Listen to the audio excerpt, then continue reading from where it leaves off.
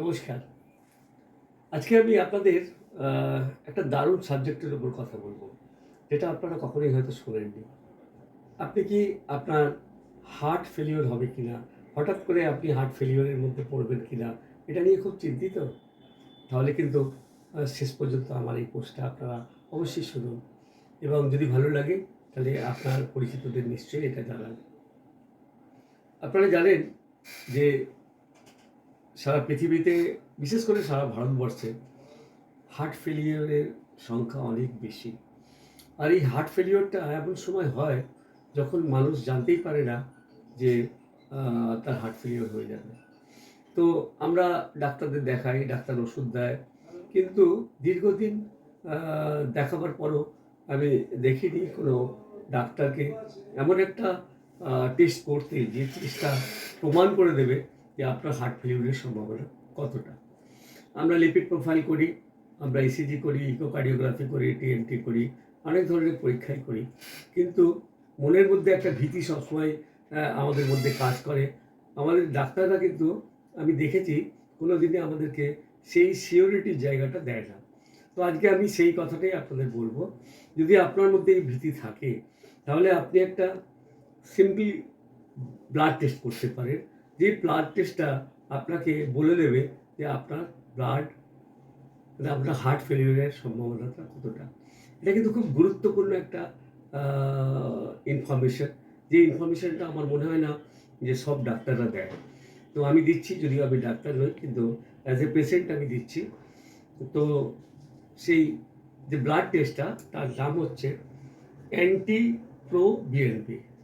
Anti pro BNT, আবার একবার কথাটা বলছি, অ্যান্টি প্রো বিএনটি। তো এই অ্যান্টি প্রো বিএনটি, এই যে টেস্টটা, এই টেস্টটা কিন্তু আপনাকে বলে দেবে যে আপনার হার্ট ফেলিওরের সম্ভাবনা কতটা। এখন কিভাবে আপনি বুঝবেন? আপনার কাছে কোনো ডাক্তারের কাছেও যেতে হবে না, আপনি টেস্টটা করতে পারেন। সব জায়গায় টেস্টটা হয় না, একটু জেনে নেবেন কোথায় টেস্টটা হয়। আমি একটু আপনাদের ডিটেলে বলি যে যাদের 50 বছরের নিচে বয়স, 50 ইয়ার্সের নিচে যাদের বয়স, তাদের যদি বিলো 300 রেট থাকে, মানে আপনি অ্যান্টিপ্রো যে অ্যান্টিপ্রো বিএনপি যেটা টেস্ট করলেন, তার যে রিপোর্টটা সেটা যদি 300-র নিচে থাকে, তাহলে আপনার হার্ট ফেলিওরের সম্ভাবনা একদমই নেই। যদি কারো বয়স 50 থেকে 75 বছর পর্যন্ত থাকে, তাহলে যদি 300 থেকে 900-র মধ্যে তার থাকে, তাহলে কিন্তু তার হার্ট ফেলিওরের সম্ভাবনা কম।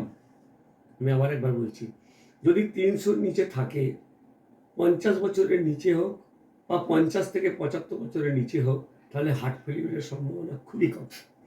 যদি এটা বয়সটা 50 থেকে 75 বছর হয় এবং সেখানে যদি অ্যান্টি বিএনপি রিপোর্ট সেটা যদি 300 থেকে 900-র মধ্যে হয়, তাহলে কিন্তু হার্ট ফেলিওরের সম্ভাবনা কম, তুলনামূলকভাবে কম। আবার যদি সেটা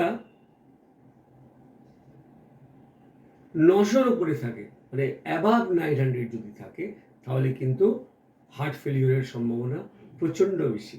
তাহলে সেক্ষেত্রে আপনাকে অনেক বেশি কেয়ারিং করতে হবে, অনেক বেশি ডাক্তারের ওপিনিয়ন নিয়ে চলতে হবে।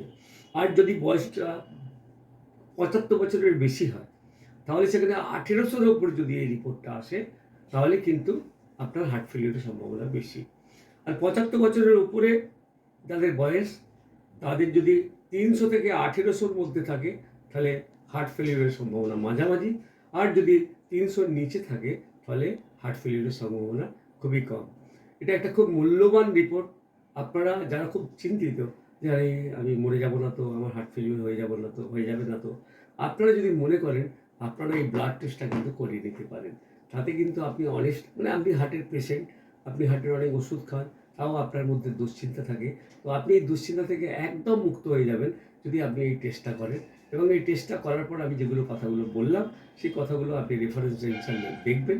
যদি আপনার বয়স 50-এর মধ্যে থাকে এবং আপনার যদি রিপোর্টটা 300-র মধ্যে থাকে, তাহলে আপনার হার্ট ফেলিওরের সম্ভাবনা একদমই কম, নেই বললেই চলে।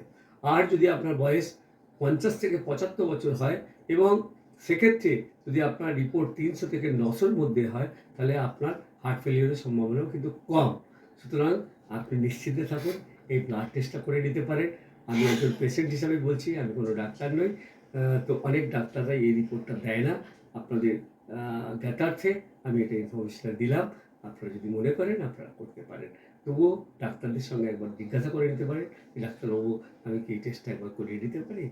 তাতে আমার মনে হয় আপনি অনেক আনন্দে থাকবেন। কারণ দুশ্চিন্তা মানুষকে আরো অসুস্থ করে দেয়। দুশ্চিন্তা থেকে মুক্ত থাকুন। হার্ট চিকিৎসা আজকের দিনে অনেক উন্নত হয়ে গেছে। অনেক উন্নত মানের হার্ট চিকিৎসা হয়ে গেছে।